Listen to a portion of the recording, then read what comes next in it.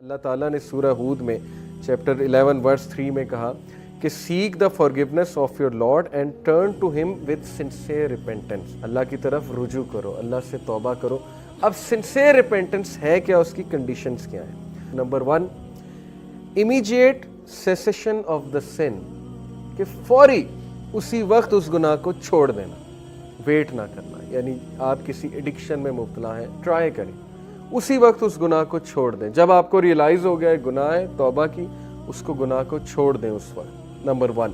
Number 2, regret for what is past, ندامت شو کرنا, regret شو کرنا, لیکن اتنا نہیں کہ بندہ ڈی موٹیویٹ ہو جائے. اوور ندامت جو ہے وہ پروکریسٹینیشن کی طرف لے جاتی, پھر بندہ ایکشن کی طرف نہیں آتا, ہر وقت نادم ہوتا رہتا ہے, نادم ہوتا رہتا ہے.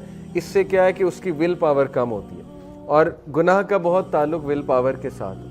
نادم ہونا اچھی بات ہے, لیکن اتنا زیادہ ہوں گے تو ول پاور ٹوٹے گی. ول پاور جب ٹوٹے گی تو شیطان مزید اٹیک کرے گا, شیطان پھر گناہ میں مزید لے جائے گا. بلکہ ڈیفنس میکنزمز بناتا ہے ہمارا برین. ایک بہت بڑا ڈیفنس میکنزم یہ کہ میں تو بچ ہی نہیں سکتا. یہ جو سینٹینس ہے نا, میں تو بچ ہی نہیں سکتا, یہ شیطانی سینٹینس ہے میرے نزدیک. اس کا مطلب ہے کہ ول پاور ماری گئی ہے اگلے کی, اور وہ اس نے خود اپنے اوپر یہ بات مسلط کر لی کہ آئی کین ناٹ لیو دس سن, میں تو بچ ہی نہیں سکتا. ان شارٹ وہ اصل میں گناہ کرنا چاہ رہا ہے, اس لیے اس نے پہلے سے سینٹینس گڑھ لیا کہ میں تو بچ ہی نہیں سکتا. تاکہ ظاہر ہے وہ کوگنیٹیو ڈسوننس جو پیدا ہوتی ہے نا, ذہنی تذبذب, جیسے سگریٹ لوگ پیتے ہیں ان سے چھوڑا ہی نہیں جاتا, سٹریس پیدا ہوتا ہے کہ چھوڑنا چاہیے چھوڑنا چاہیے, ایک ٹائم آتا ہے کہتے ہیں میں چھوڑ ہی نہیں سکتا. وہ کس لیے؟ ڈیفنس میکنزم ہے, to calm yourself down. تیسری جو کنڈیشن ہے, determination not to return to the sin. پکی ڈٹرمینیشن آپ میں ہونی چاہیے کہ اب میں نے واپس نہیں جانا گناہ کی طرف. یہ سب سے مشکل سٹیپ ہے. لوگ پہلی 2 کر لیتے ہیں, توبہ بھی کر لیتے ہیں, اس کے بعد ریگریٹ بھی کرتے ہیں, ندامت بھی کرتے ہیں, لیکن back of the mind in کے مائنڈ میں ہوتا ہے کہ یہ تو میں دوبارہ کروں ہی کروں, کیونکہ میرے سے تو یہ چھوڑا ہی نہیں جا رہا, میں تو پھسلوں ہی پھسلوں. ٹھیک ہے نا, پہلے ہی ڈیفنس میکنزم بنا لیا.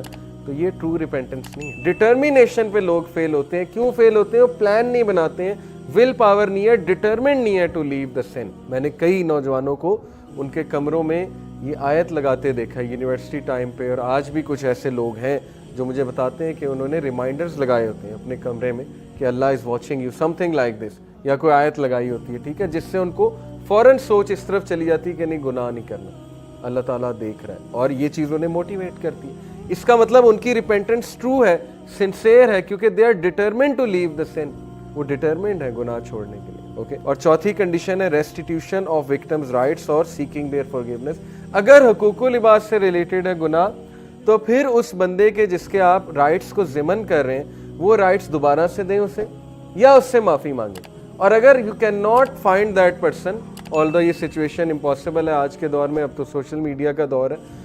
مثال کے طور پہ بچپن میں کسی سے زیادتی کی, آج آپ کو نہیں سمجھ آ رہی, تو آپ جو ہے وہ آپ کو مل بھی نہیں رہا وہ بندہ, تو پھر اس کے بارے میں کہ صدقہ کریں, اور ظاہر ہے کہ اللہ سے مغفرت طلب کریں. لیکن یہ پاسبل نہیں ہے, سوشل میڈیا کا دور ہے, لوگ مل جاتے ہیں. ایک اور کنڈیشن یہ ہے کہ جو گناہ ہے it should be given up only for the sake of Allah. یہ سنسیئر ریپینٹنس, اللہ کے ڈر سے گناہ چھوڑا جاتا ہے نا, یا اللہ کو راضی کرنے کے لیے.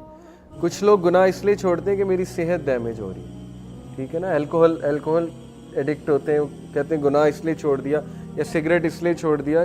آلدو یہ ون آف دا ریزنز ہے, میں اس ریزن کا انکار نہیں کر رہا. جب ہم نے کسی کو گناہ چھڑوانا ہے تو ہم نے اس کی اس طرف توجہ دلانی ہے کہ تیری صحت برباد ہو رہی ہے, راتیں جاگتے ہو, ٹھیک ہے نا, نیند نہیں آتی, اور ظاہر ہے کہ صحت برباد ہو رہی ہے, ٹھیک ہے. لیکن جب گناہ اس نے چھوڑنا ہے تو اس نے نیت یہ رکھنی کہ میرا رب مجھ سے ناراض ہوتا ہے, میں اللہ تعالیٰ کی حدود کو پامال کر رہا ہوں, اس لیے میں یہ گناہ چھوڑ رہا ہوں.